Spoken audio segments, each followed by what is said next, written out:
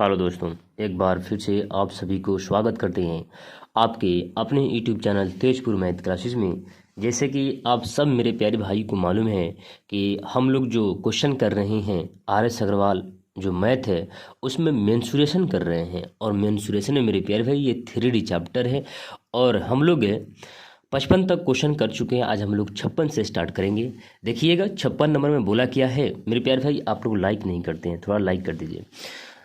बोला है 56 नंबर में 0.75 सेंटीमीटर त्रिज्या तथा 0.2 सेंटीमीटर मोटाई वाले सिक्कों को पिघलाकर 3 सेंटीमीटर त्रिज्या तथा 8 सेंटीमीटर ऊंचाई वाला एक लंबवृत्तीय बेलन बनाने के लिए कितने सिक्कों की आवश्यकता होगी, ये बताना है। तो मेरे प्यारे भाई इस क्वेश्चन में दम नहीं है, थोड़ी सी दिमाग लगाएंगे क्वेश्चन बन जाएगा।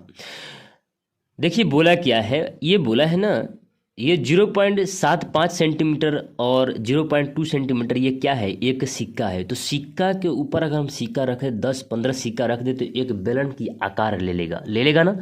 तो ये समझे तो बेलन ही है, बेलन है। और मेरे प्यारे भाई सिक्कों को पिघलाकर इतना ही 3 सेंटीमीटर त्रिज्या और 8 सेंटीमीटर ऊंचाई वाले एक लंबवृत्तीय बेलन बनाया जा रहा है। तो सिक्कों की कितनी आवश्यकता होगी ये बताना है। तो जितना आयतन एकड़ होगा उतना ही ना आयतन एकड़ होगा, लेकिन एकड़ आयतन कितना होगा लेकिन इसमें निर्धारित करना होगा। तो आप मान लेंगे कि इसका जो क्षेत्रफल होगा वो कितने सिक्कों की होगा, तो बोल लेना n या तो x मान लेंगे, ठीक है।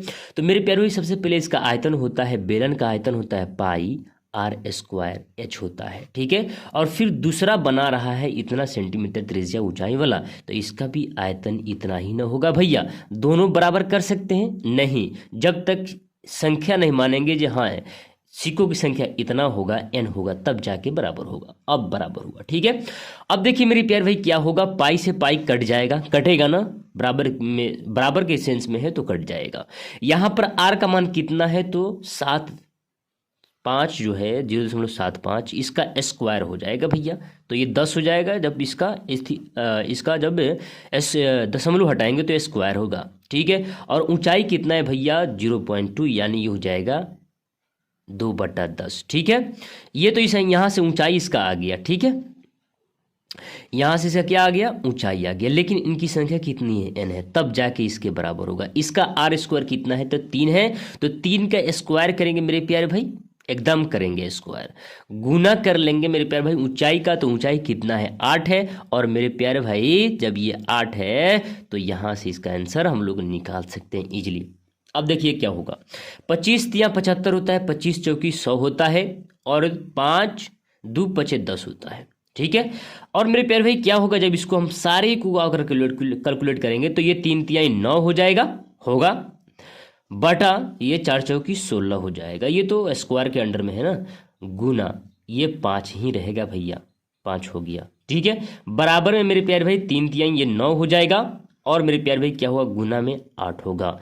तो यहाँ से 9 से 9 कट जाएगा, और मेरे प्यारे भाई 16 × 5 80, और इधर जाके गुना कर जाएगा, यानी 640 जो होगा n का मान जो निकलेगा 640 क्या है भैया, ये n की संख्या। आपने n क्या माना था, सिक्का माना था, तो जो सिक्कों की संख्या होगी वो 640 होगी। बात आया समझ में। आगे देखिए 57 नंबर क्वेश्चन बोला है कि एक लंबवृत्तीय बेलन के आधार के अर्ध व्यास तथा उसकी ऊंचाई में से प्रत्येक में 10% वृद्धि कर दिए जाने पर बेलन के आयतन में कितने प्रतिशत वृद्धि होगी। अब मेरे प्यारे भाई यहाँ पे ये दिमाग लगाना है, आप परसेंटेज का क्वेश्चन पढ़े हैं, आप प्रॉफिट एंड लॉस का भी क्वेश्चन पढ़े हैं, आप रेशियो एंड प्रोपोर्शन पढ़े होंगे। तो इस सारे इस क्वेश्चन में हमने आपको एक फॉर्मूला बताया था, a+b इंटू a/b/100। बताए थे कि नहीं बताए थे। लेकिन मेरे प्यारे भाई आप इस पर भी बना सकते हैं, और एक और मेथड होता है मेरे प्यारे भाई, छूट परसेंट के हिसाब से अगर बनाएंगे तो इस क्वेश्चन को बहुत जल्दी हम लोग डील कर सकते हैं।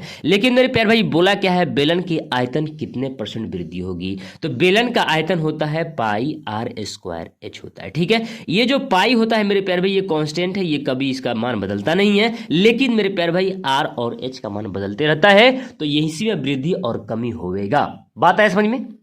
तो मेरे प्यारे भाई दो बार हम क्या करेंगे, आर में वृद्धि करेंगे और एक बार क्या करेंगे, एच में वृद्धि करेंगे। बात आया समझ में? तो लेकिन मेरे प्यारे भाई क्या बोला है, 10% वृद्धि किए जाने पर, तो यानी 3 बार वृद्धि करेंगे, यानी मान लेंगे 100, वो जो इसका पहले इसका जो ऊंचाई होगा वो 100 होगा, लेकिन मेरे प्यारे भाई वृद्धि किया होगा तो 110% की वृद्धि, तो यानी बाटा में 100, फिर 110% और बाटा में फिर 10 100 आ जाएगा। 3 बार वृद्धि की बात बोला है तो 3 बार हम लिखेंगे। बात आया समझ में? बात है समझ में? लेकिन इसको मेरे प्यारे भाई हम ऐसे शॉर्ट कर सकते थे, ये डबल जो ट्रिपल 100 लिखे हैं नीचे में, तो इसको हम डायरेक्ट मने मने में बोलते हैं कि 110/100 गुना 110/100, और फिर मेरे प्यारे भाई गुना खाली कर लेते 110 से। बताइए, ऐसे कर लेते, मने मने 100 को हम काट लेते, तो यहाँ पे मेरे प्यारे भाई क्या होगा, 0 0, 0 से 0 कट जाता है, 0 से 0 कट जाता है, यानी 11 गुना 11 गुना 11, 11 का क्यूब होता है 1331, और बाटा में क्या है 10 है, इसको हम लोग भाग करेंगे तो 133.1 आएगा। लेकिन आपने 100% माना था क्षेत्रफल इसका भुजा, लेकिन मेरे प्यारे भाई इसमें से रियल मान घटा देंगे, तो यहाँ से मेरे प्यारे भाई 333.1% वृद्धि। 100 से ज्यादा होगा तो वृद्धि बोलेंगे, और 100 से कम होगा तो हम कमी बोलेंगे, कमी परसेंट बोलेंगे। बात आया समझ में? आगे देखिए 58 नंबर क्वेश्चन बोला है, यदि एक विलन की ऊंचाई में 15% वृद्धि तथा इसके आधार के अर्धव्यास में 10% कमी कर दी जाए तो इसके वक्र पृष्ठ में कितना परिवर्तन होगा, ये बताना है। तो अब मेरे प्यारे भाई बेलन का, यहाँ बेलन बोला है, यहाँ वक्र पृष्ठ बोला है, तो बेलन का वक्र पृष्ठ क्षेत्रफल होता है 2πr/h होता है, लेकिन ये जो 2π है ये हमेशा कांस्टेंट रहेगा और r और h ही बदलता रहेगा। तो 2 बार जो वृद्धि और कमी की बात बोला है तो r और h में ही करेंगे भैया, ठीक है।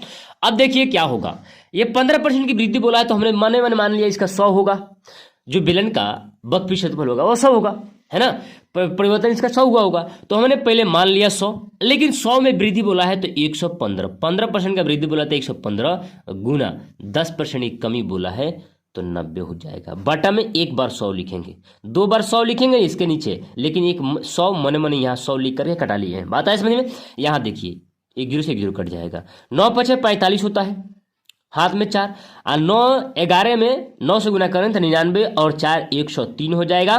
बटा में कितना है 10 है, इसको हम भाग करेंगे तो 103.5 आएगा, लेकिन ये रियल मान थोड़ी, इसमें 100 तो घटाएंगे ना, तो जब 100 घटाएंगे तो कितना आएगा 3.5% आएगा लग के। बात आया समझ में? आगे देखिए, आगे बोला है कि बेलनाकार आकृति वाले एक गीजर का व्यास 35 सेंटीमीटर तथा ऊंचाई 1.2 मीटर है। इसकी दीवारों की मोटाई की अपेक्षा करते हुए इसके बाहरी पार्श्व मेरे प्यारे भाई वही आपको 2πr बताना है, मतलब वक्र पृष्ठ बताना है इसका क्षेत्रफल। बताया समझ में? पार्श्व पृष्ठ का क्षेत्रफल कितना होगा अब ये बताना है। तो मेरे प्यारे भाई आपको हम बहुत दिन पहले बताए हुए थे। मेरे प्यारे भाई देखिए यहाँ पर अगर ये सेंटीमीटर में है और क्वेश्चन का आंसर भी सेंटीमीटर में, तो इसको बदलने की जरूरत नहीं है, लेकिन यहाँ पे ऊंचाई मीटर में है तो इसको हम लोग बदलेंगे, सेंटीमीटर में लेके जाएंगे, तो 100 से गुना करेंगे तब जाएगा सेंटीमीटर में। बात है समझ में? तो मेरे प्यारे भाई यहाँ ऊंचाई जो है भैया 1.2 मीटर में है, इसको 100 से गुना कर देंगे तो ये चल जाएगा सेंटीमीटर में, 120 सेंटीमीटर इसका ऊंचाई आ गया। बात आया समझ में? अब इसको सेंटीमीटर में हम इसलिए लेके गए हैं क्योंकि इसका आंसर जो है सब सेंटीमीटर में। बात आया समझ में? अब यहाँ देखिए मेरे प्यारे भाई इसका व्यास, यानी व्यास होता है 2r और यहाँ पे 35 दिया हुआ है, यानी आप r का मान कह सकते हैं 35/2, ये r का मान आ गया, ठीक है। यहाँ पे r का मान 35/2 आ गया। अब जब यहाँ पे r पता है, आपको h पता है, तो आप यहाँ पे वक्र पृष्ठ क्षेत्रफल यानी पार्श्व पृष्ठ क्षेत्रफल होता है 2πrh, तो यानी 2 गुना 22/7, r का मान कितना है 35/2 गुना h का मान कितना है 120। बात आया समझ में? अब यहाँ देखिए 7 5 35 होता है, 2 से 2 कट जाएगा, 11 में अगर 22 में अगर 5 से गुना करेंगे तो 110 होगा, और गुना 120, इसको हम लोग गुना करेंगे तो 12 1 12, 12 1 13, यानी 132/00। बात आया समझ में? आंसर ये होगा सेंटीमीटर में। देखिए बिना ऑप्शन मैच किया। आगे देखिएगा, बोला है एक बेलनाकार खंबे के वक्र पृष्ठ का क्षेत्रफल 528 मीटर स्क्वायर है तथा इसका आयतन 2772 मीटर क्यूब है। घन की खंभे की ऊंचाई कितनी है? तो खंभा एक बेलनाकार में होता है ना भैया, तो बेलनाकार आकार में होता है, तो आप कह सकते हैं कि बेलन का वक्रपृष्ठ होता है भैया 2πr(h) होता है, जिसका मान आपको दे रखा है कितना? आपको मान दे रखा है 528। लेकिन आपको मेरे प्यारे भाई इसका आयतन भी दे रखा है, तो आयतन होता है πr²। h बराबर इसका दे रखा है 2772। अब मेरे प्यारे भाई इसका रेशियो लेना चाहे तो हम ले सकते हैं रेशियो ले लेते हैं भाई।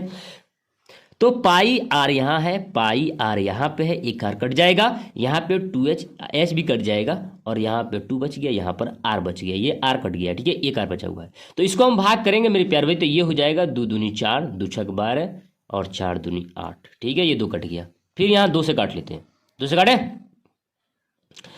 अगर यहाँ पर 2 से काटते हैं तो मेरे प्यारे भाई क्या होगा, एक काम करते हैं, इसको 22 से काट ले, 11 से, 11 दूनी 22, 11 24 44, यहाँ से इसको 11 मतलब काट लिया, 11 दूनी 22, कितना बच गया, ये कितना बच गया, 11 दूनी 22, ये 5 पर 7 57, 11 5 55, 11 दूनी 22, यहाँ पे 12 दूनी 24 होता है, अन्य तो ऐसे काट सकते हैं, कैसे काट सकते हैं, ठीक है, 12 दूनी 24, तो 12 दूनी 24, 12 कम 12, 2 और 21, यानी कह सकते हैं जो कट के आएगा 10.5। अगर भाग देंगे तो यानी आर का मान कितना आएगा, 10.5 सेंटीमीटर मीटर, ठीक है, मीटर में चल रहा है तो ये भी मीटर में ही है।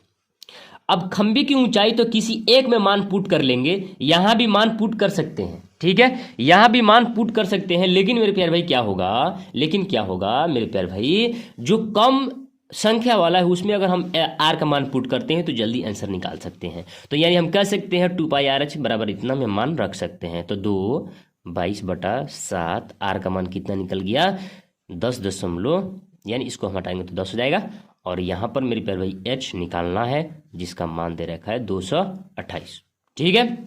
अब यहाँ देखिए मेरे प्यारे भाई एक बात कटेगा, 11 दूनी 22 होता है, और 11 चौकी 44, 11 8 88, 4 2 दूनी 4, 4 एकम 4, 4 दूनी 8, ठीक है।